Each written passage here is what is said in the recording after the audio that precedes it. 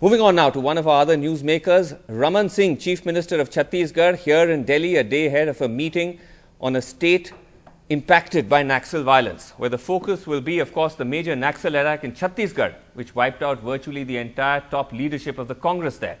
In an exclusive interview to us, I began by asking him about how the initial political consensus in the aftermath of the attack seems to have evaporated, with the state Congress threatening to resign en masse over the Chhattisgarh government's failure to protect their leaders and asking for the imposition of President's rule.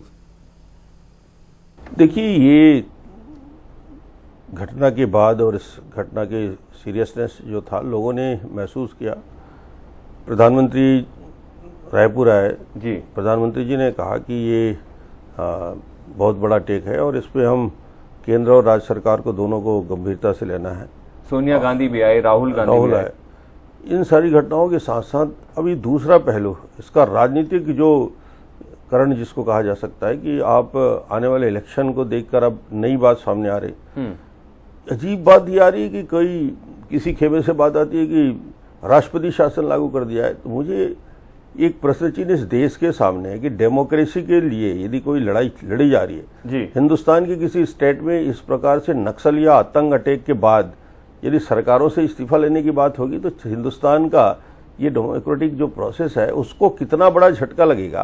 और ये मांग करना जी इस समय में जब हम उसको मुकाबला कर रहे हैं और पूरा देश इसके खिलाफ खड़ा हुआ है, आलोचना हम कर रहे हैं, तो मुझे नहीं लगता कि ऐसा ये अवसर है जिसमें कोई राष्ट्रपति शासन की बात करे। और ये डिमांड में देख रहा था, this is coming from the leader of opposition in the assembly, कोई मिस्टर रविंद्र चौबे हैं कांग्रेस के, वो खुद ये डिमांड कर रहे हैं कि there should be president's rule. आप कह रहे हैं कि ये आउट एंड आउट राजनीतिक डिमांड है, this is playing politics with the entire attack. बिल्कुल, मैं इस बात को कहना चाहूंगा कि क्या हिंदुस्तान में इस प्रकार की परंपरा और हम नक्सलियों या आतंकवादियों के हाथ में खेलने के मजबूर हो जाएंगे?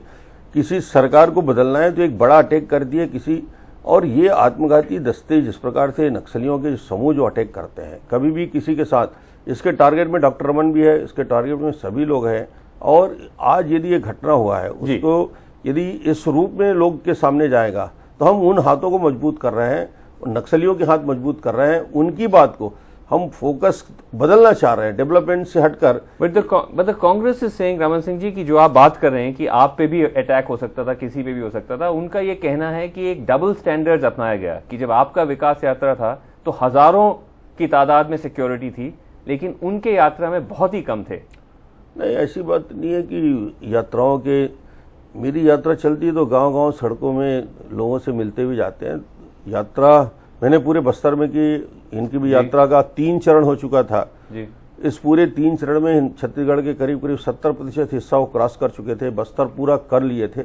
कभी कोई शिकायत लिखित में, कभी कोई बात। ये जो पर्टिकुलर लेग था, जो पर्टिकुलर इन लोगों का यात्रा का जो लेग था, जो सुकमा में जब गए, उनका कहना है कि इस लेग में बहुत ही कम सिक्योरिटी थी। जैसे अजीत जोगी है जो वहां मौजूद थे, उन्होंने कहा कि मैं देख रहा था कि करीब सिर्फ 10-15 सिक्योरिटी फोर्सेस थे जहां उनकी रैली हुई। तो क्या ये बात मानते हैं कि इस पर्टिकुलर लेग में सिक्योरिटी कम थी और ये एक फेलियर थी? सुकमा में यदि वो बोल रहे हैं कि बहुत बड़ी रैली हुई, 5000, 6000, 8000 लोग थे जी, सुकमा में इतनी बड़ी रैली कर लिए और सफलतापूर्वक कर लिए, ये बहुत बड़ी बात थी कि उस इफेक्टेड एरिया में लोग आ रहे हैं। कितनी बड़ी संख्या में पुलिस फोर्स वहां थी, योगी जी को 8 दिख रहे थे, हर आदमी को 8 दिख रहे थे, लेकिन वहां 300 से ज्यादा लोग वहां पे मौजूद रहे। पूरे आपका कहना है कि सुकमा रैली के प्रोटेक्शन के लिए आपने 300 लोगों को डिप्लॉय किया था? सभा हुई, सुकमा का जिला मुख्यालय है, पूरा प्रोटेक्शन था।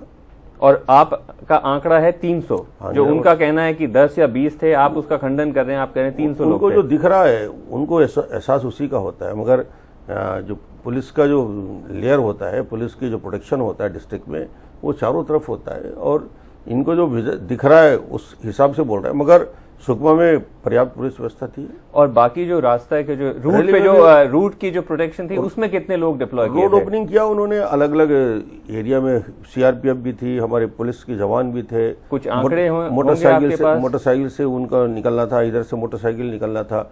उन्होंने कहा बहुत पहले रोड ओपनिंग हो गया, 3 घंटे पहले चले गए। मगर ये अटैक ऐसा नहीं होता, ये अचानक पहाड़ों में आते हैं, अटैक करते हैं और चले जाते हैं। ये परमानेंट उस जगह में बैठते नहीं, इनकी नहीं, टाइमिंग लेकिन रोड नहीं, लेकिन रोड ओपनिंग की जो आप बात कर रहे हैं वो बहुत इंपॉर्टेंट है, बिकॉज इसमें आईईडीज प्लांट किए गए थे रोड पे, जबकि रोड ओपनिंग अगर होती तो आईईडीज प्लांट करने का कोई अपॉर्चुनिटी नहीं होता। आपको आइडिया नहीं है, इनको भी आइडिया नहीं है। आईडी प्लांट 1 महीना, 1 साल, 6 महीने पहले, 2 साल पहले आईडीओ प्लांट करते हैं। अब पूरी छत्तीसगढ़ में कई बार रोड कंस्ट्रक्शन के साथ हो जाता है, उसको वायर निकाल देते हैं, इमीडिएट आफ्टर 1 आवर 2 घंटे पहले उसको एक वायर से जोड़ते हैं। आप कह रहे हैं 4 टॉर्च के एक बैटरी से उसको चार्ज किया जा सकता है। तो सड़कों के निर्माण के समय ब्रिजेस में एक दिन आप पहले, कह रहे हैं कि आईडी बहुत पहले ही प्लांट हो चुका हो सकता है, कभी भी लगा सकते हैं। आईडी के बारे में ये विषय है कि वो 1 महीने पहले हो सकता है, उसके और पहले हो सकता है। कंस्ट्रक्शन के समय भी आईडी करते हैं, बाद में उसको चार्ज करते हैं। रमन सिंह जी, ये एक्सप्लेनेशंस आपके कांग्रेस से सेइंग कि ये एक तरह से कवर अप है, कि ये आप अपने आप को डिफेंड करने के लिए बातें कह रही हैं, जबकि फैक्ट ये है कि सिक्योरिटी थी नहीं, रैली में पूरी तरह से सिक्योरिटी नहीं थी, और जो उनका पूरा रूट था वहां पे भी कोई सिक्योरिटी नहीं थी। देखिए, इस विषय पे बहुत ज्यादा बहस चर्चा की जरूरत आज इसलिए नहीं है कि हमने एक जांच के लिए जुडिशियल इंक्वायरी की है, दूसरा होम मिनिस्टर ने एनआईए की बात की है, सारे तथ्य सामने आएंगे। हमने कहा जो भी दोषी होगा, जहां लैप्सेस होंगे उनके ऊपर हम कार्रवाई करेंगे। तो अब ये तो उनका विषय है कि किलोमीटर में कितना रहा, डिस्ट्रिक्ट में कितना रहा। एक्चुअली रमन सिंह जी, आपने खुद कुछ एक्सप्लेनेशंस दिए हैं, गवर्नर को भी दिए हैं, और उसके कुछ डिटेल जो हमारे पास आए उसमें आपने ये बताया है कि जो पुलिस के जो लिस्ट थी, जो ईच वीआईपी और कांग्रेस लीडर के साथ थी, महेंद्र कर्मा के साथ 10 थे, नंद कुमार पटेल के साथ 6 थे, वीसी शुक्ला के साथ 4 थे, कुछ पायलट स्क्वाड थे, कुल मिला के कुछ सिर्फ 30 या 36 लोग पुलिस के उनके साथ चल रहे थे। तो ये आंकड़ा बहुत कम नहीं हुआ? ये तो उनके साथ था, बाकी तो जो रोड ओपनिंग पार्टी और इनको मिला है तो बहुत बड़ी संख्या रहती है।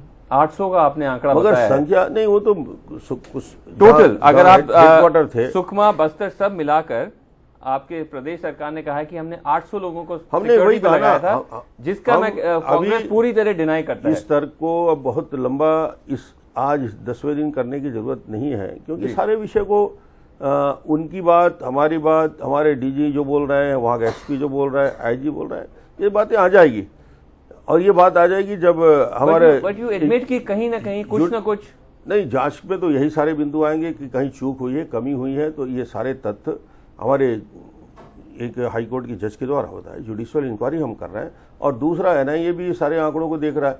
ये सारे तथ्य अब हम इसमें बात कर रहे हैं कि मेरी कमी थी, उनकी कमी थी, वो सारी चीज आएंगे। और इसलिए मैंने इमीडिएट हमने इंक्वायरी की है कि लोगों के सामने तथ्य को लाया जा सके। नहीं, सही बात है आपकी। ये सारी सामने चीजें इसीलिए आ रही हैं क्योंकि बार बार अब सेंटर और कांग्रेस की तरफ से एक इंप्रेशन क्रिएट किया जा रहा है कि सारी गलती जो ज्यादातर हुई वो स्टेट गवर्नमेंट की हुई। Law and order state government का सब्जेक्ट है।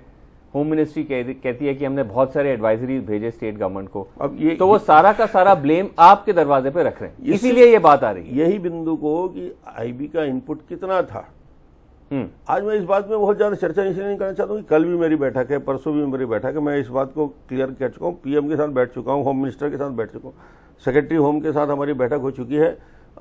ये इनपुट कितने आए ये तो रिकॉर्ड में है ना, तो ये सब आप कह रहे हैं कि जांच में सामने आएंगे। ये तो आईबी का जितना इनपुट स्टेट के पास आया है वो सीआरपीएफ के पास भी होगा, वो स्टेट पुलिस के पास भी होगा, लोकल फोर्स के पास भी होगा, और उनके भी रिकॉर्ड में होगा। तो ये सारी बातें जब जांच में आएगा तो सारे तथ्य आएंगे। इसलिए इसमें आज राजनीतिक बहस जो कर रहे हैं वो उचित नहीं है। तथ्य आ जाएंगे, लोगों को जानकारी हो जाएगी। क्या आपको लगता है कि महेंद्र कर्मा हो सकते थे मेन टारगेट, क्योंकि उनका जो पूरा ट्रैक रिकॉर्ड रहा है और उनसे कई पहले अटैक्स भी हुए? महेंद्र के ऊपर 6 बार अटैक हो चुके थे। महेंद्र पिछले नक्सल आंदोलन के पहले दिन से लेकर आज तक लीडरशिप नेतृत्व कर रहा था। वो लीडर अपोजिशन रहे, तो उसके बाद जब वो एमएलए नहीं रहे, उसके पहले से वो नक्सल हिंसा के खिलाफ एक बड़ी आवाज बन के और हम जैसे लोगों के लिए वो सामने खड़े होकर बात करते थे। हमको लगता था कि वो थे कांग्रेस के, लेकिन तब भी आपसे काफी करीबी थे और एक तरह से मतलब वो पार्टी का वो आपके बीच में वो नहीं था, there was no difference, political difference. इस बड़ी लड़ाई में नक्सल के खिलाफ उनका बहुत स्पष्ट सोच था, और इसे चिदम्बरम भी जानते थे, प्रधानमंत्री भी जानते थे कि वो आदमी फाइटर है, लड़ने वाला है, और नक्सल हिंसा के खिलाफ कभी झुकेगा नहीं, कभी डरेगा नहीं। इसलिए बड़ा टारगेट में था वो, और उस दिन दुर्भाग्य से वो यात्रा में पहुंच नहीं। लेकिन रमन सिंह जी, उनका जो पूरा सलवा जुडम मूवमेंट जो था, जिससे वो जुड़े हुए थे, जिनको उन्होंने लीड भी किया, आप इतना तो मानेंगे कि उसकी काफी नेगेटिव भी इम्पैक्ट हुई और उसमें बहुत टॉर्चर हुआ, ह्यूमन राइट्स वायलेशंस हुए, बहुत सारे इनोसेंट्स भी उसमें इफेक्ट हुए, जिसकी वजह से सुप्रीम कोर्ट ने बैन किया। तो क्या आप ये बात भी मानेंगे ह्यूमन राइट कि that there was a problem with Salwa Judum? Human right violation की परिभाषा दंतेवाड़ा से दिल्ली आते आते बदल जाती है।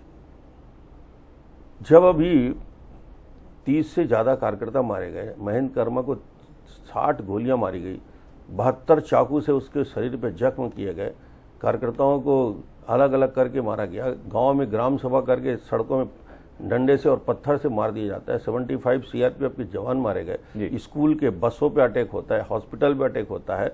ये इस विषय को लेकर कभी दिल्ली और देश उद्वेलित कम होता है। ये फैक्ट है कि अगर ट्राइबल एरियाज में आप जाइए और लोगों से बात करिए और वो सबसे पहले आपको बताएंगे कि उनका आक्रोश है, जो उनका गुस्सा है, वो सल्वाजुडम पे है। मैं खुद गया हूँ, आपके स्टेट में काफ़ी घूमा हूँ, पूरा बीजापुर, दंतेवाड़ा, इन एरियाज में, और ये किसी से भी पूछ लीजिए, जो भी नक्सलियों से मिलता है या ट्राइबल से, ये एक बहुत बड़ा आक्रोश का मुद्दा बन गया है। तो अब हाइंडसाइट में, उस वक्त आपको लगा कि ठीक होगा, but now in hindsight you admit that it was a mistake. नहीं, सल्वाजुडम अब एक आंदोलन था जो चला और उसके बाद धीरे धीरे ये लगा कि इससे लोगों की जान बहुत गई, जो लोग आइडेंटिफाई हुए जो उसमें। और सल्वाजुडम का मतलब ही है, सल्वा मीन्स शांति और जुडम का अभियान, तो शांति के लिए चलने वाला जनता का अभियान था जिसमें कहीं कोई लीडरशिप की जरूरत नहीं थी। कुछ और शांति के लिए स्टार्ट हुआ होगा, बट इसमें नक्सलियों ने इसको दिशा मोड़ी। दिग्विजय सिंह इस वक्त छत्तीसगढ़ में है, वो स्टेटमेंट पे स्टेटमेंट दे रहे हैं कि बीजेपी और माओइस्ट जुड़े हुए हैं। How would you react to this? BJP का आज छत्तीसगढ़ में माओवादी सबसे बड़ा दुश्मन किसी को मानते हैं तो वो बीजेपी को मानते हैं।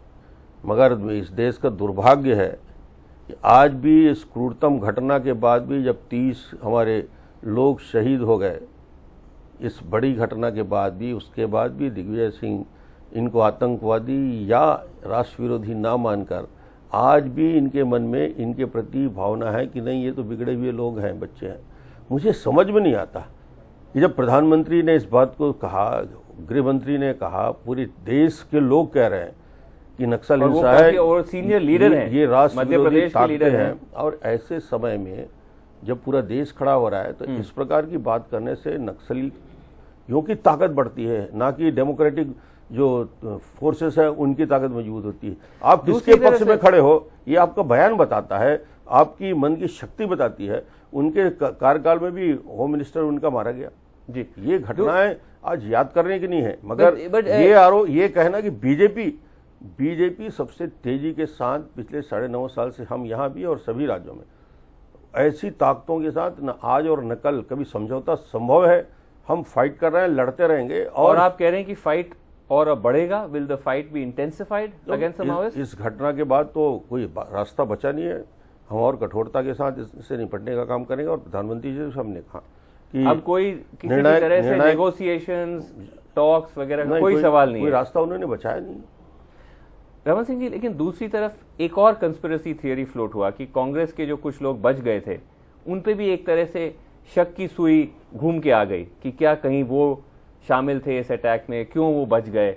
ऐसे काफी आपने भी सुना होगा थियरीज फ्लोट हो रही हैं। इसमें क्या लगता है कि कुछ एक तिनका, is there even a grain of truth in these? देखिए, बहुत सारी बातें अलग अलग माध्यम से लोगों के सामने आ रही है, अलग अलग चर्चाएं हैं, सभी लोगों के मन में अलग अलग, जो जिनका परिवार गया है उनके मन में कुछ शंका है। तो मुझे लगता है ये सभी बातें जो आज सामने आ रही है कि और कोई बीच में इसमें इन्वॉल्व है, किसी की कोई साजिश की बात आ रही है, तो यदि ये शंका सामने आया है तो इसको गृह मंत्री जी ने भी उस दिन हमारी बात में कहा कि यदि सारे विषय लोगों के दिमाग में हैं तो उन्होंने कहा ये विषय भी हम देखेंगे कि कोई इसमें कोई तथ्य है कि नहीं, कोई अगर कोई इंटरनल कॉन्स्पिरेसी हो या सैबोटाज हो, you will look into that. इसको भी जानकारी में लिया जाएगा। Otherwise you have the reputation of being a good administrator, a tough administrator, but because of this attack, इस अटैक की वजह से कुछ पॉलिटिकली आपको सेटबैक हो सकता है। देखिए, छत्तीसगढ़ के लोग चाहते हैं कि नक्सलियों से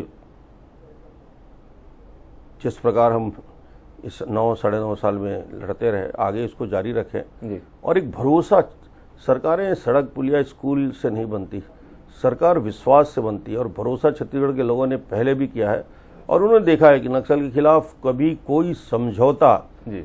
कभी पीछे हटकर, कभी डरने की बात नहीं। और इस घटना से दुख हुआ है, पीड़ा हुआ है। मेरे बहुत अच्छे साथी, So you feel that this is not going to have too much? बिल्कुल नहीं होगा और हम यात्रा को जारी रखेंगे। Raman Singh ji, all the very best and thank you so much for talking to us. Thank you.